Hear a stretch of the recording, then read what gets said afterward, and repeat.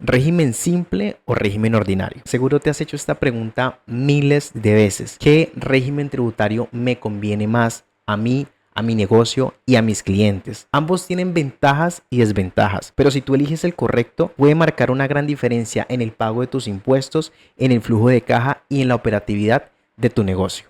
Hola, me llamo Miguel Gratz y en este versus te explicaré de una forma sencilla las principales características, diferencias, cualidades, ventajas y desventajas del régimen simple de tributación y del régimen ordinario. Sígueme si quieres aprender más del régimen simple de tributación y guarda este video para que hagas una correcta planificación tributaria y te aseguro que te ahorrarás millones de pesos en impuestos. Ahora sí, comencemos. Antes que nada, quiero hacer una aclaración.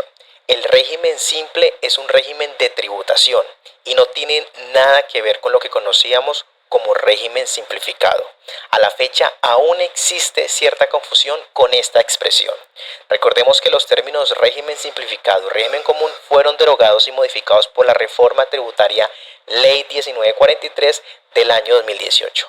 Ahora son conocidos como responsables y no responsables de IVA. El régimen simple de tributación es un régimen optativo y voluntario, es decir, es mi decisión pertenecer o no a este régimen siempre y cuando cumpla con las condiciones de los artículos 905 y 906 del Estatuto Tributario. En cambio, el régimen ordinario es un régimen de tributación con el que nosotros podríamos decir nacemos, entre comillas, o al que estamos obligados a pertenecer. Es, por así decirlo, nuestra configuración de fábrica en temas fiscales. Es un régimen que ya está impuesto de forma obligatoria. Recordemos un poco de historia del régimen simple. El régimen simple nace a través de la Ley 1943 del año 2018.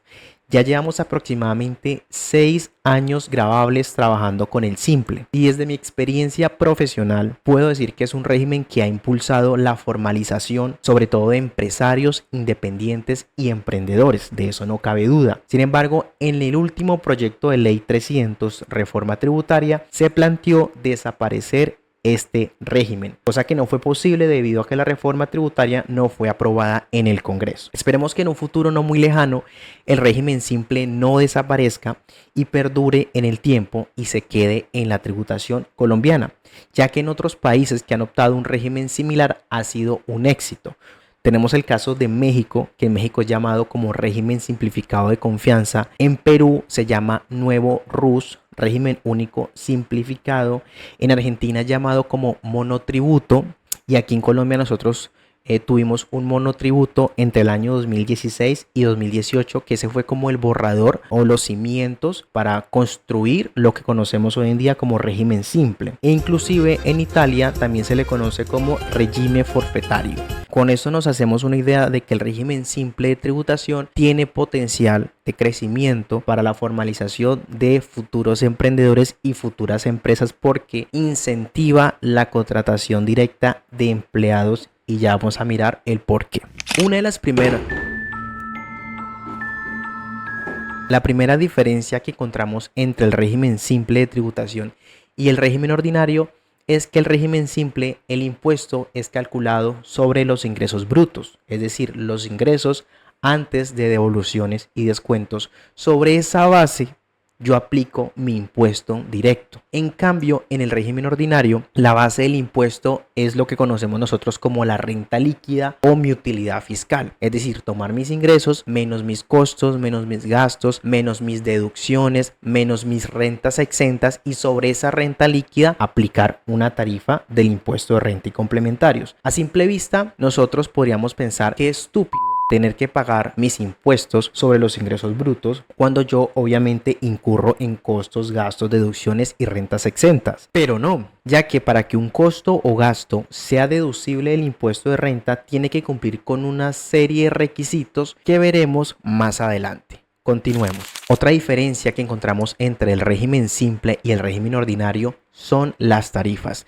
En el régimen simple encontramos tarifas progresivas que van del 1.2 al 14.5%. Recordemos que esas tarifas son aplicadas sobre los ingresos brutos. Estas tarifas dependen principalmente de la actividad económica que desarrolle, es decir, si me encuentro en el grupo 1, 2, 3, 4, 5 del régimen simple y también el nivel de ingresos va a determinar mi tarifa. Por eso es una tarifa progresiva. Cuando el contribuyente tiene mayor capacidad de pago, va a tener una mayor contribución o una mayor carga fiscal, respetando el principio de equidad vertical que conocemos en la tributación. En cambio, en el régimen ordinario, las tarifas también son progresivas, pero únicamente para las personas naturales. Recordemos que estas tarifas de las personas naturales las encontramos en el artículo 241 del Estatuto Tributario y las tarifas oscilan del 19 al 39% de mi renta líquida. Sí, siempre y cuando obviamente mi renta líquida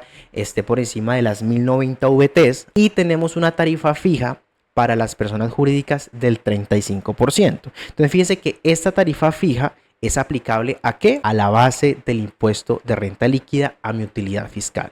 Y las tarifas del simple, que van del 1.2 al 14.5, son aplicables a los ingresos brutos. Entonces fíjense ya como ambos están tomando un rumbo completamente diferente en la tributación. Otra diferencia súper importante, que es la imputación de costos. El régimen simple, como tributa sobre ingresos brutos, no permite imputaciones de costos, deducciones ni rentas exentas.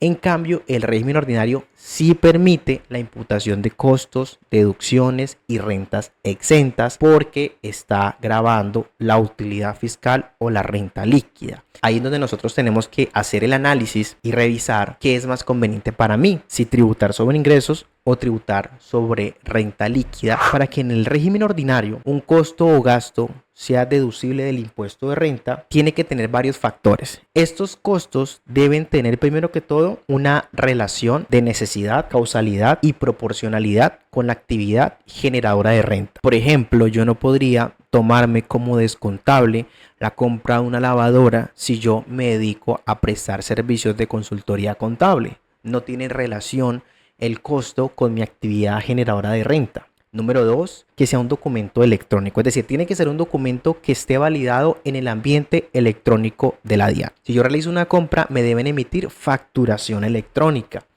Si yo le realizo una compra a una persona que no emite facturación electrónica, yo debo realizar un documento soporte en adquisiciones efectuadas a sujetos no obligados a expedir factura de venta o documentos equivalentes. Ojo, y el documento soporte, la persona a quien yo le haga el documento soporte electrónico, debe tener root. Si no tiene root, yo no puedo hacerle un documento soporte y no me podría tomar ese costo o gasto como deducible del impuesto de renta. Entonces se complica la situación. Usted a veces va y le compra a una persona que no tiene root y usted tendría que obligar a esa persona que se inscriba en el registro único tributario para que usted ese pago se lo pueda tomar como descontable, o buscar otro proveedor o acreedor que sí tenga el root o que sí tenga facturación electrónica. Si usted tiene empleados, así sea un empleado, y usted se quiere tomar los costos y gastos de la nómina, tiene que emitir la nómina electrónica. La nómina electrónica le permite tomar todos los costos y gastos laborales como deducibles del impuesto de renta. Fíjense que llevamos ya 3 tipos de documentos: facturación electrónica, documento soporte electrónico, nómina electrónica, y súmele que si usted compra a crédito, tiene que hacerle los eventos electrónicos a la factura electrónica. ¿Cómo así? Tiene que hacerle el evento de acuse de recibido, el evento de recibido del bien o el servicio, aceptación expresa o tácita de la factura para que se convierta en un título valor, y usted pueda tomar esa factura como descontable del impuesto de renta. Ya hemos contado 4 tipos de documentos electrónicos que yo debo implementar para imputar ese costo o gasto. Y además de eso, súmele también la bancarización, artículo 701-5 del Estatuto Tributario. Los pagos deben estar bancarizados. Hay un tope de pagos en efectivo, pero la recomendación es que todo esté bancarizado. Usted debe hacer la transferencia, debe hacer el pago a través de tarjetas débito, a través de tarjetas crédito, e inclusive son aceptables los pagos a través de billeteras de bajo monto o billeteras electrónicas como Emovi, Pico, Transfiyam, Nequi, DaviPlata. Estas billeteras también son aceptables, pero yo debo bancarizar todo. Todo debe estar bancarizado. Entonces, en resumidas cuentas, para que un costo y gasto sea deducible en el régimen ordinario, tiene que tener relación de necesidad, proporcionalidad y causalidad con la actividad generadora de renta.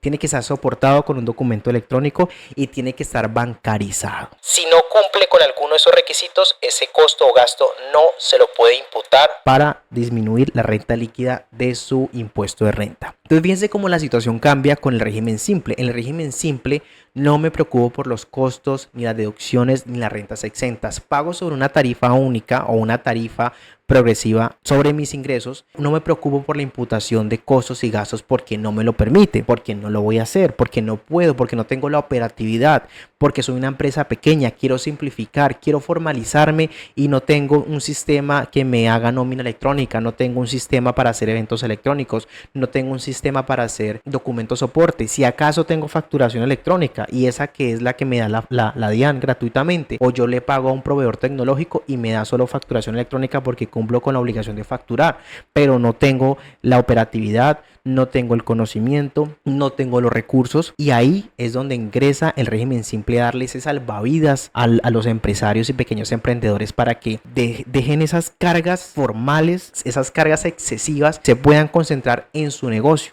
en su empresa, y que tributen sobre unas tarifas de sus ventas. De esa manera se despreocupan de revisar tantos costos, de revisar tantas imputaciones, tantas deducciones, y pueden crecer en el mercado. Ahora vamos a hablar de los impuestos que se pagan en el simple, que se pagan en el régimen ordinario. En regla general, el régimen simple sustituye o unifica la renta y el ICA. En el simple no existe la renta, no existe el impuesto de renta, porque el simple no es un sujeto pasivo del impuesto de renta y complementarios. Aquí se paga un impuesto que se llama el simple, impuesto simple, y el impuesto de industria y comercio. Todo lo unifica a una sola tarifa. Entonces yo aquí, con una sola tarifa unificada que habíamos hablado del 1.2 al 14.5, estoy pagando lo que viene siendo la renta y el ICA, o el simple y el ICA. Estoy unificando todo el impuesto en una sola tarifa, el impuesto nacional y el impuesto municipal o distrital, que también me estoy desentendiendo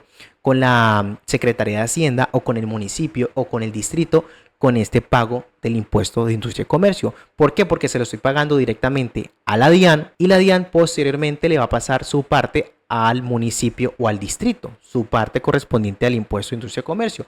Yo unifico todo en una sola tarifa. ¿Y qué más unifico? Lo que conlleva el ICA.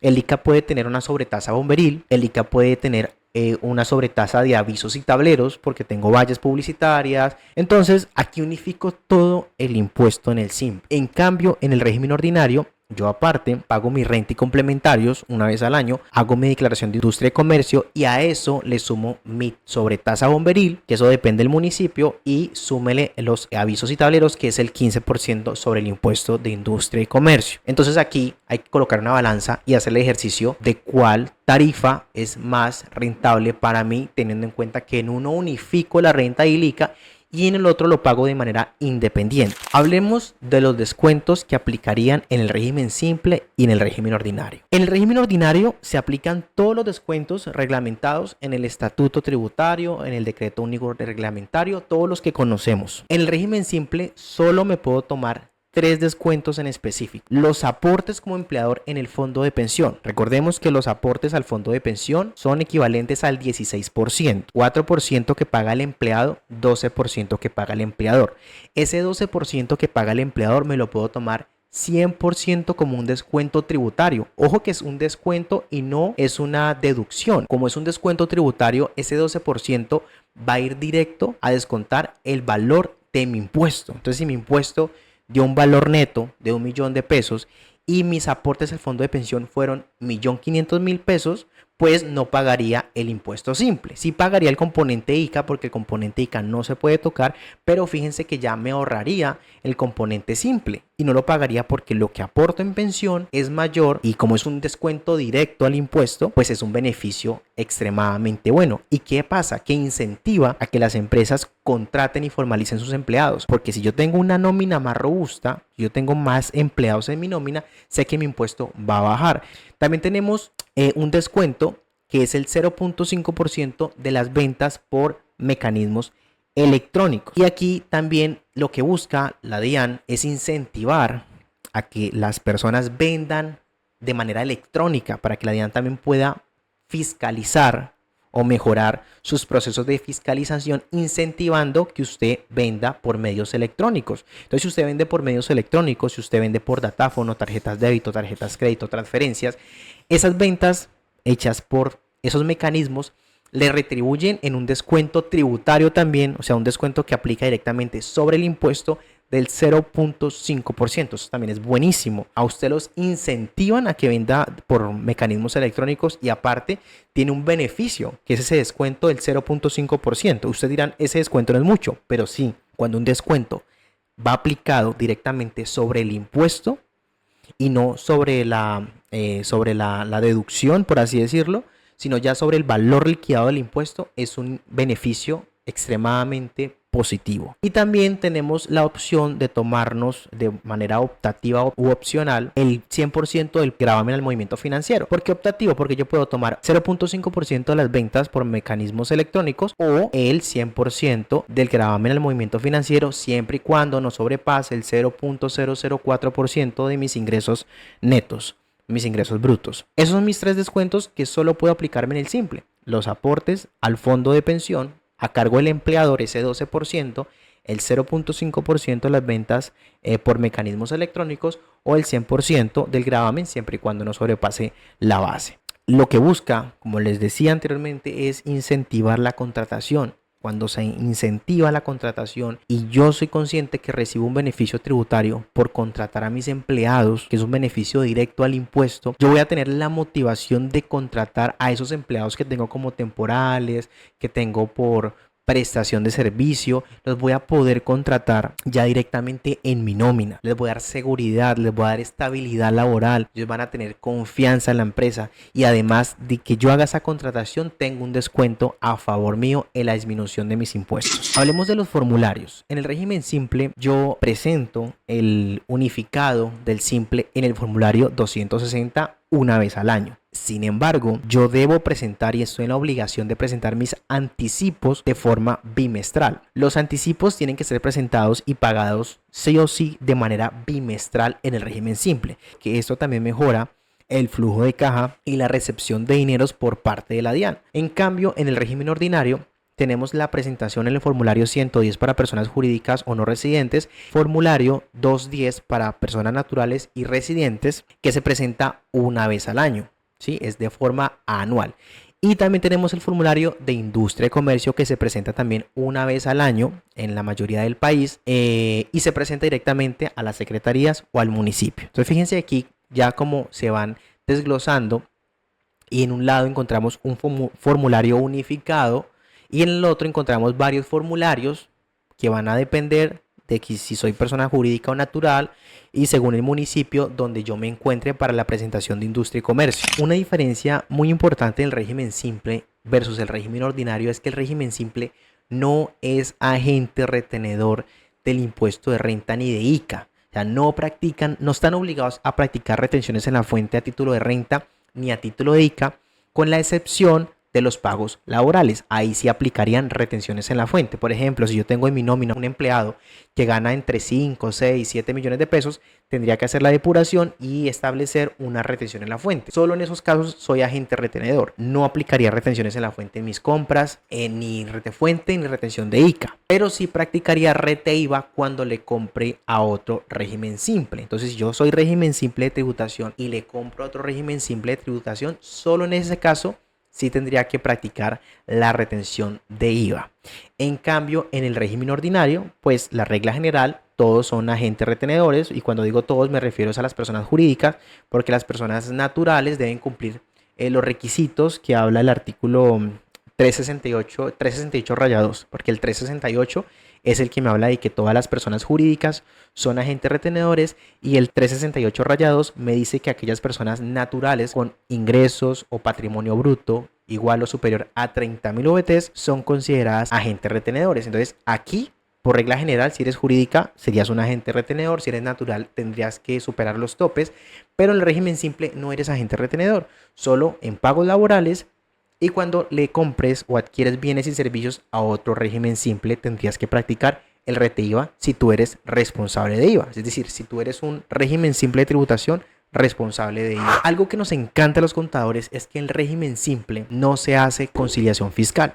Yo no tengo la obligación de hacer conciliación fiscal porque yo no presento un impuesto de renta y complementarios. En el régimen ordinario sí estoy en la obligación de presentar la conciliación fiscal. Entonces aquí vemos ya una ventaja. Un beneficio es a los contadores, a los contables, a los auxiliares, a los asistentes, a todo el equipo contable, pues que se quitan de encima ese peso que es la conciliación fiscal.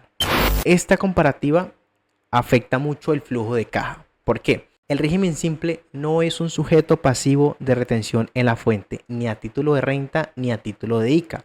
¿Cómo así? Es decir, no practica retenciones en la fuente, ni tampoco le practican retenciones en la fuente a título de renta ni de ICA. ¿Qué le pueden practicar a un régimen simple? El rete IVA. Si el régimen simple es responsable de IVA y vende con IVA, pues la persona responsable de IVA estaría en la obligación de retenerle el rete IVA. Esa sería la única retención. Eso sonó como un trabalenguas.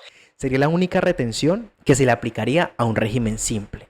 Caso contrario, no se le aplica ningún tipo de retención, ni retención en la fuente, ni rete ICA, y esto mejora significativamente el flujo de caja. En cambio, en el régimen ordinario, sí son sujetos pasivos de retención en la fuente común y corriente.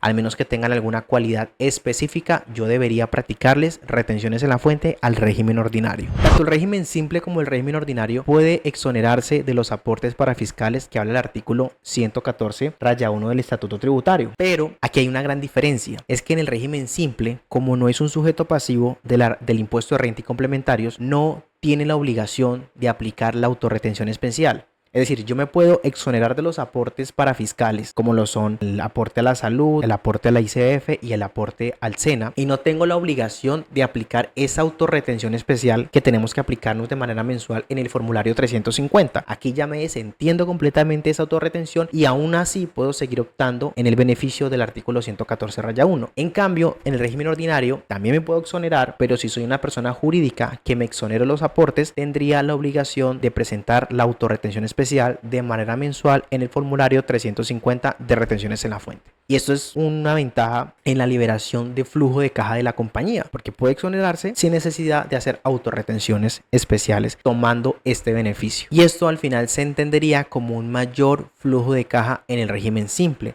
¿Por qué? Porque tendría mayor liquidez, ya no tendría que hacer pagos por autorretención especial. Y eso le ayudaría a tener liquidez para poder hacer inversiones, para poder invertir, para poder adquirir más inventario, para poder mejorar los activos de la compañía, etcétera. Hablemos de la responsabilidad del IVA y del Impuesto Nacional al Consumo. En ambos casos, en el régimen simple y en el régimen ordinario, los dos son responsables de esos impuestos, si cumplen con las condiciones. ¿Por qué? Porque es que el impuesto de IVA y el impuesto nacional al consumo son impuestos indirectos, no son impuestos directos que gravan la capacidad contributiva o la capacidad de pago del contribuyente, sino que gravan los bienes y servicios. Entonces el régimen simple y el régimen ordinario en ambos casos serían responsables de IVA y responsables del impuesto nacional al consumo, pero cambiaría en los pagos. Y el régimen simple hace anticipos bimestrales y presenta la declaración anual. Es decir, la declaración anual formulario 300 de IVA se presenta una vez al año, pero sí tengo que pagar el IVA de manera bimestral en el formulario 2593, donde presentamos todo. Ahí yo presento también los anticipos del IVA. Existe una exoneración y es el grupo 1 del simple. El grupo 1 del simple está conformado por tiendas, mini mercados, micromercados, peluquerías. Este grupo está exonerado del impuesto a las ventas. Puede operar superando el tope de 3.500 VTs de ingresos y puede tener inclusive más de un establecimiento de comercio y aún así no va a ser responsable de IVA. Es un beneficio increíble para las tiendas, para las peluquerías, para los mini mercados, para los micromercados, para ese tipo de comercio de barrio, porque le va a dar beneficios tributarios para su formalización. En cambio, en el régimen ordinario aplicaría normal el artículo 600 del Estatuto Tributario, el que me habla del periodo del IVA, que puede ser bimestral o cuatrimestral, y el impuesto al consumo pues sí se presenta de manera bimestral. Como habíamos hablado anteriormente, en el régimen simple no necesariamente los pagos deben estar bancarizados, pero si yo soy responsable de IVA y quiero tomarme ese IVA pagado como un IVA descontable, esa factura con IVA debe estar bancarizada. En cambio, el régimen ordinario, todo debe estar bancarizado, absolutamente todos los pagos con facturas de IVA, los pagos en facturas de IVA, la nómina electrónica, los documentos soportes, todo debe estar bancarizado. En cambio, en el régimen simple no, pero sí es un requisito si se quiere tomar el impuesto a las ventas de las compras como descontable. ¿Cómo identifico yo un régimen simple o un régimen ordinario en el RUT? Sencillo, el régimen simple se identifica con el código 47 en responsabilidades tributarias y el régimen ordinario se identifica con el código en el RUT 05, impuesto de renta y complementarios. De esa manera yo puedo identificar si un contribuyente, un cliente o un proveedor se encuentra en el régimen simple o en el régimen ordinario. Bueno, ¿cuándo es recomendable el régimen simple y el régimen ordinario? El régimen ordinario es recomendable y es una buena opción cuando el negocio o la actividad que se desarrolla genera altos costos y gastos deducibles, ¿sí? Digamos que este esquema nos permite aprovechar todos los costos y gastos, todos los descuentos, todas las rentas exentas que tengamos y para disminuir la base gravable del impuesto, disminuir la renta líquida. Si yo cuento con altos costos, altos gastos y también cuento con la operatividad, con los recursos para poder implementar un sistema contable organizado, con nómina electrónica, con documentos de soporte electrónico, con eventos electrónicos, con bancarización, pues yo iría por un régimen ordinario, donde tengo ya una estructura organizada porque es el régimen de toda la vida, el que hemos conocido y con el que hemos trabajado. En cambio, el régimen simple se adapta mejor a aquellas empresas, aquellos negocios que tienen pocos gastos que pueden ser deducibles o descontables. Es una estructura mucho más sencilla. Graba únicamente los ingresos brutos. Obviamente no se exonera del IVA porque el IVA es un impuesto completamente diferente, pero sí simplifica las cargas a los impuestos directos. Aquí vamos a tributar sobre los ingresos brutos y no me voy a complicar de deducciones, de descuentos, de rentas exentas, de costos y gastos deducibles, de documentos soportes electrónicos, de nóminas electrónicas, porque no es necesario. Entonces aquí simplifico las cargas, las obligaciones fiscales, reduzco la carga administrativa y resulta en cierta manera atractivo principalmente para pequeños empresarios, para pequeños emprendedores, para pequeñas empresas que buscan facilidad y rapidez en el cumplimiento de sus obligaciones tributarias y que quieren formalizar. Porque recordemos que el régimen simple también tiene un tope de ingresos. En el régimen simple no pueden optar empresas que tengan unos ingresos mayores a 100.000 VTs. La VT está en 49.799 multiplicado por 100.000 VTs. Estamos hablando de unos 4.979 millones de pesos. Es decir, una empresa que tenga ingresos al año superiores a 4.979 millones de pesos no podría ingresar al régimen simple de tributación. Se entiende que ya una empresa que tenga esa capacidad de ingresos es una empresa que ya está estructurada, que tiene ya una contabilidad organizada, que tiene los recursos, que cuenta con un sistema contable, etc. Entonces, en conclusión, la elección entre el régimen simple y el régimen ordinario dependerá del perfil del negocio. Si tiene costos altos y busca tomar rentas exentas y deducciones, váyase por el ordinario. Es más beneficioso porque si usted tiene costos altos y se los puede soportar, váyase por el ordinario. En cambio, si usted quiere un sistema ágil, fácil, rápido y menos burocrático, váyase por el régimen simple. Es la opción indicada para usted. Ya usted dependerá. No a todas las empresas les sirve el régimen ordinario y no a todas las empresas les sirve el régimen simple. Hay tarifas altísimas en el simple, como por ejemplo la tarifa más alta en el simple es la tarifa 14 con tarifa de 14.5, que esa tarifa es la más alta, es para el grupo de servicios profesionales donde predomina el factor intelectual sobre el material, como contadores, científicos, abogados. Ese grupo de nosotros como contadores no es favorable. Son impuestos extremadamente altos. No nos conviene el régimen simple de tributación a los contadores, ni a los abogados, ni a los científicos. En ese caso no es conveniente. Usted tiene que hacer un análisis, tiene que revisar el régimen simple, hacer la proyección tributaria, inclusive tomar los ingresos del año anterior y hacer la comparativa. ¿Cuánto pagué el impuesto de renta? ¿Cuánto pagué impuesto de industria y comercio? ¿Cuánto pagué de bomberil? ¿Cuánto pagué de avisos y tableros? ¿Cuánto pagué de autorretenciones? Porque eso también afecta al flujo de caja. Porque puede que yo tenga una pérdida en el régimen ordinario y yo mantenga con pérdidas. Pero ¿de qué me sirve a mí generar tantas pérdidas? Y si sigo pagando autorretenciones de manera mensual, estoy perdiendo flujo de caja, estoy perdiendo dinero. Entonces yo tendría que analizar qué régimen es más conveniente. La ventaja es que el régimen simple, yo puedo ingresar y puedo salirme del régimen simple. Yo puedo ingresar al régimen simple a más tardar el último día hábil de febrero. Debo estar obviamente un año fiscal completo en el régimen simple. Si yo ingreso este año, tendría que estar todo el año hasta el siguiente. Y yo tendría la opción de en enero del siguiente año evaluar si continúo en el simple porque es opcional y optativo o trasladarme al ordinario. Y eso lo puedo hacer hasta el penúltimo día hábil de enero. Entonces no es una camisa de fuerza. Hay personas que prueban el régimen simple y les va fatal porque no hicieron una proyección tributaria, pero hay personas que van al régimen simple y están casadas con el régimen simple, que inclusive cuando pasó lo de la reforma tributaria que se quería eliminar el régimen simple, muchas personas que defendían el régimen simple, y no solo empresarios, sino contadores como yo, defendemos el régimen simple de tributación. Hay que hacer el análisis, y en la página de la DIAN hay un simulador gratuito el cual podemos descargar y hacer el estudio, hacer el análisis, hacer la comparativa. ¿Cuál es más conveniente? Yo los invito a que ustedes ingresen a la página de la DIAN, al ambiente de régimen simple de tributación, y vayan al módulo de simulador. Descarguen el simulador y hagan el ejercicio. ¿Qué es más conveniente para usted, para su negocio, para su empresa? Deje de pagar impuestos de una forma tan estúpida. Comience a pagar los impuestos de manera inteligente. Deje de perder la plata. Deje de botar la plata en impuestos que usted puede ahorrarse. Haga una proyección tributaria. Esto no es evasión, esto es una proyección tributaria. Usted está utilizando las herramientas que le da el Estado, el estatuto tributario, y haga una proyección tributaria. Yo he tenido clientes que han pagado en un año en el régimen ordinario 50 millones de pesos, y al momento de pasarse al simple han pagado en el año 20 millones de pesos.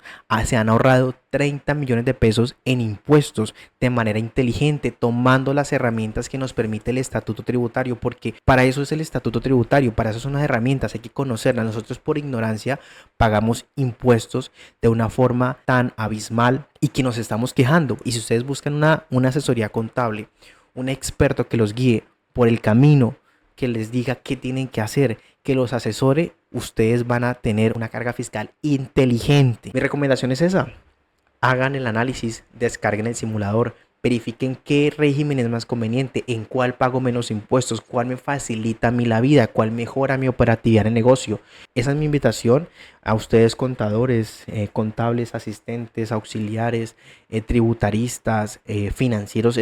Acérquense al estatuto tributario, léanlo, revisen qué se pueden tomar de ahí, qué beneficios tienen, o asesórense, usted empresario, emprendedor. Si usted no busca un asesoramiento y no sabe nada al respecto, su negocio se va a hundir, porque la carga fiscal y tributaria se lo va a comer vivo. Recuerden seguirme para más contenido contable, más contenido educativo, más contenido del régimen simple. Vamos a estar hablando más del régimen simple. Recuerden guardar este video, compartirlo con aquel empresario, aquel amigo que ustedes tengan que está pensando: ¿por qué pago tantos impuestos? Envíele este video, compártale esta información, dígale: mire, yo vi que usted puede estar en el régimen simple, o mire que usted está en el régimen simple y no debería estar en el régimen simple. Sálgase al régimen ordinario nuevamente, devuélvase al régimen ordinario porque el régimen simple no le sirve. Compartan este video con aquel amigo que ustedes vean que lo necesiten, aquel estudiante de contabilidad, aquel contador que aún no sabe del régimen simple, que aún está perdido en el régimen simplificado, en el régimen común, para que se actualice y se coloque al día en la materia. Recuerden, mi nombre es Miguel Gratz, esto es Gratz Contadores, y nos vemos hasta la próxima. Chao, chao.